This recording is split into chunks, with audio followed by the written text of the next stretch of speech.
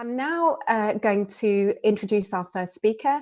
And as I say, I do feel a little bit, a little bit moist-eyed about introducing, I'm going to say, my friend, Professor Sir Steve Smith. He is Vice-Chancellor of the University of Exeter.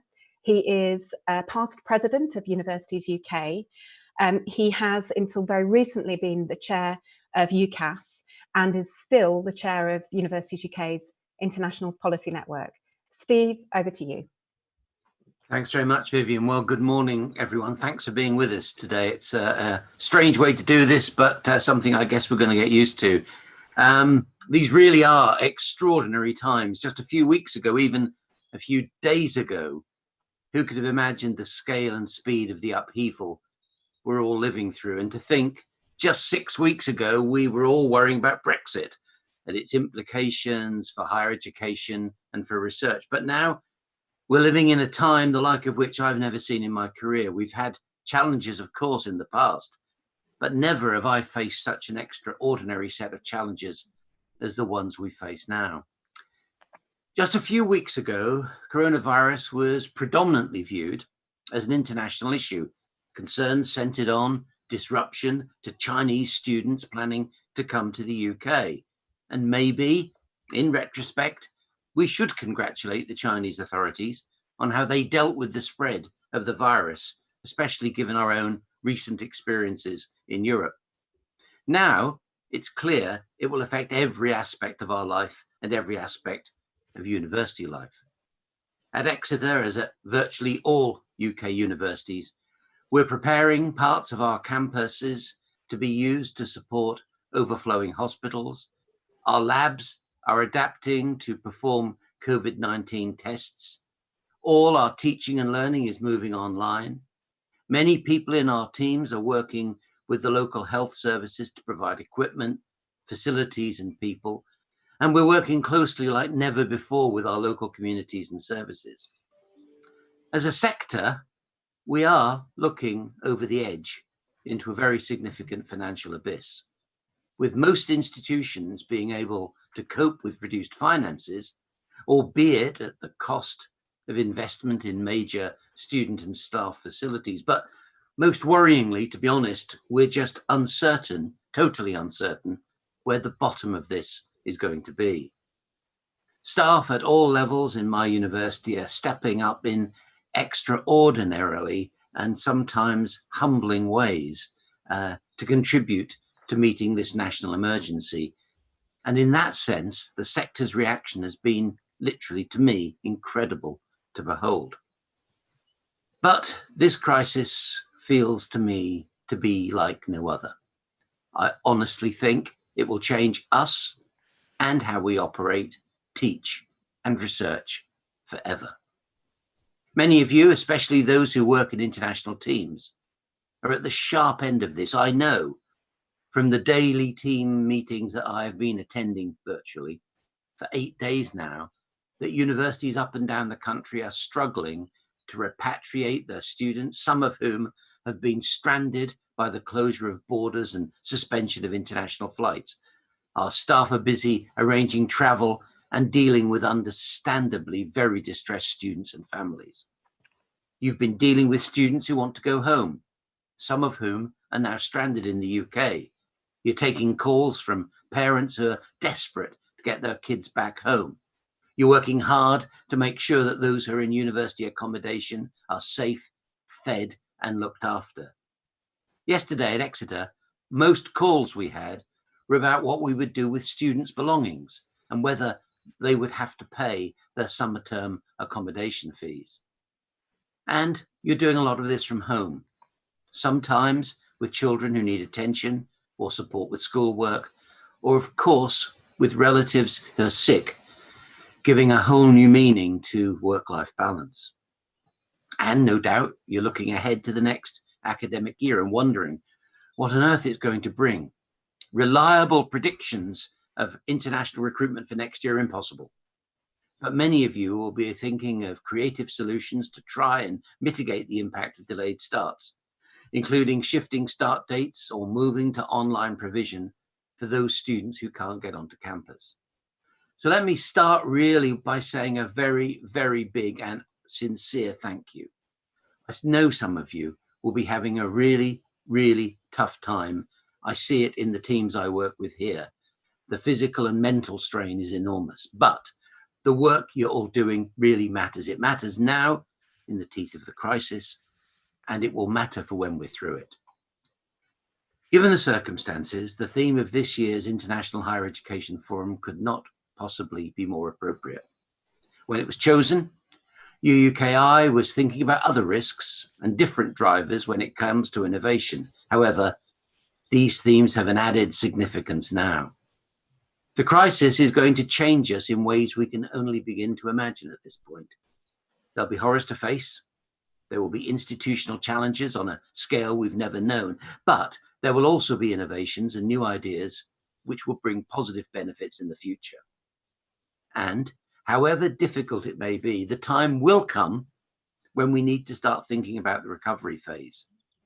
Universities are also already thinking creatively about how to get through this year, but we will need a massive and coordinated effort to ensure that when normality returns, we can recover quickly. This will be important for universities, but not just for universities. To put it bluntly, our country needs you. You can be part of getting the UK back on its feet as part of an economically important sector and play a vital role in helping our towns and our cities recover, together with our outstanding research community, which is contributing so much to the fight against coronavirus, as well as to broader national prosperity. We can be proud to say that universities will have a key role in helping the UK bounce back. And through your many links and networks around the world, we may also have a significant contribution to make to the recovery of other countries. Transnational education is already a success story for the UK, and I predict it will become more important following this crisis, as universities think about diversifying the ways in which they reach international students. It could well be that the number of students able to travel to us to study is hit significantly by the financial hardships, which will inevitably follow the progress of this disease. Combined with other pressures, including those presented by climate change, we may well see reduced international tertiary mobility. At home, on the other side of this crisis, we're going to have to think about what we can do to help local, regional, and national economies recover. What more could we do together, for instance, to attract inward investment into our research system? How might we play a bigger role in bringing foreign investment to the UK and supporting the national infrastructure for export? We'll also have learned a lot. We'll have seen rapid innovation in online teaching, tools and methods. As professionals, we'll all be so used to working remotely and via online platforms that in some cases, we'll never go back to our old habits of gathering in stuffy rooms with bad coffee and biscuits we shouldn't be eating anyway. We'll get back time which we would have spent on trains and planes, and those carbon zero targets may not look quite so impossible, or so I hope. So the future won't quite be what we imagined it would be. But I think it's worth saying that the long-term goals we've set ourselves may remain largely unchanged. If this conference had been held 3 weeks ago, it's likely I would have spent my 20 minutes talking about the UK's international education strategy and the unparalleled opportunity we have to grow international collaboration as the UK moved rapidly towards doubling investment in research. I am sure, had Minister Donnellan been able to speak today, she would have spent some of her time reiterating these broad long-term goals. Had the world not been turned on its head, we would have shortly seen the publication of the government's refreshed strategy 1 year after the publication of the original. We'd have been celebrating the government's commitment to reintroduce post-study work visas for international graduates and the launch of the new global talent route for researchers. Perhaps we'd have been talking about where the government could go further, but we would also be celebrating the recovery of demand for study in the UK in India. And although the world has turned on its head, all of these factors remain in play. They will help us when the recovery phase begins. The strategy can be a framework for us to work together to double down on our strengths and our ambitions. I believe we're supported by a commitment right at the top of the government to helping our sector succeed internationally in both research and education. I want to take this opportunity to thank our new minister in her absence and her predecessors, particularly Chris Skidmore, Joe Johnson and Sam Gema, for their work to develop and deliver the international education strategy. I also want to thank DIT Minister Graham Stewart, who has been and remains a driving force behind the government's approach and a very positive force in enabling multiple government departments to work together. I see the strategy as a huge opportunity for us to put right what has been wrong in the UK's approach. The visa changes are particularly important. We've been fighting with one hand tied behind our backs in an increasingly competitive market for international students. Now we have a chance to compete on a level playing field. We'll need it more than ever when the crisis is over. We must also ensure when the crisis is over that we don't lose the ambition to double investment in research funding, although who knows what the economic and financial pressures resulting from this crisis will mean. However, I do believe that this government understands that investment in research is key to future prosperity. It's therefore possible that it may take longer to achieve the ambition of investing 2.4% of national GDP in research. After all, there will be such significant and public funding to support the very many people whose livelihoods will be destroyed by this crisis, but we must hold the government to that ambition in the longer term. I believe our sector has to step up to the challenge and contribute good ideas about how to use this investment in the national interest. We have an opportunity to contribute to ideas about how new funding can be used to support the highest impact and the most valuable international research collaborations. In conclusion, let me make 4 points. First, whatever we do, please let us not forget about Brexit and about our relationship with Europe. There's a danger that the immediate and urgent will crowd out the important, and our future relationship with our European partners will matter considerably for the future of UK higher education and research.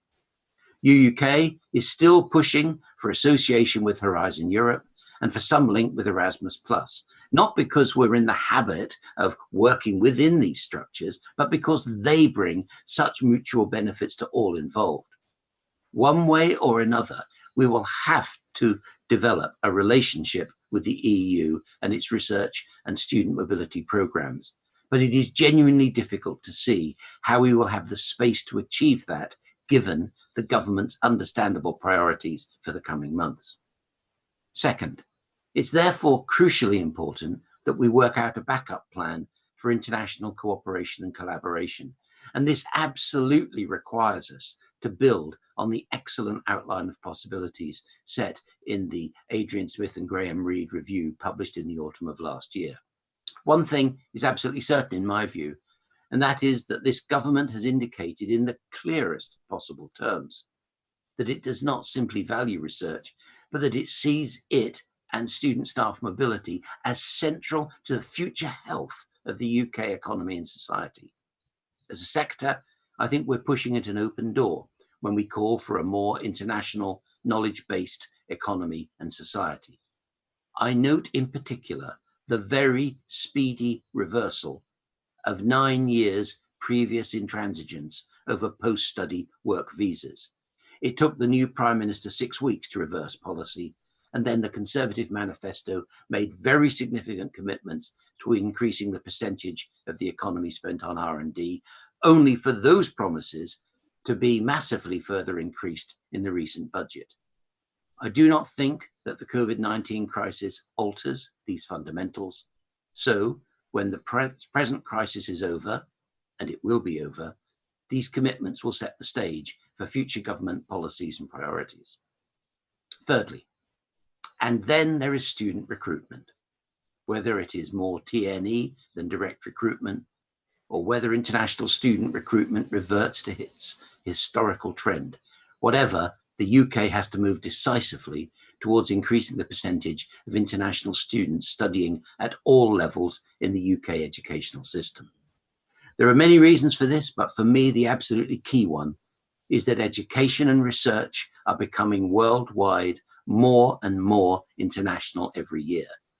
Of course, there's a big question about whether that international student education will be face-to-face, or whether one effect of this crisis will be to kickstart a new race to teach in a fundamentally different digital way. But the education and research systems that prosper in the world will be those that are international in focus, producing research that combines the talents and insights of leading researchers in more than one knowledge economy, and supporting and educating students in an increasingly, maybe totally digital way, in exactly the kinds of multicultural environments that resemble the world of work into which they want to move.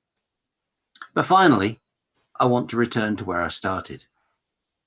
Universities and their staff and their students are doing extraordinary things in response to this crisis. If this crisis has shown one thing, it's that experts and expertise matter, and it's genuinely heartening to see the way in which the science has led so much, if not all, of our policy making. But equally importantly, universities are going to have a very important role to play in national recovery and rebuilding.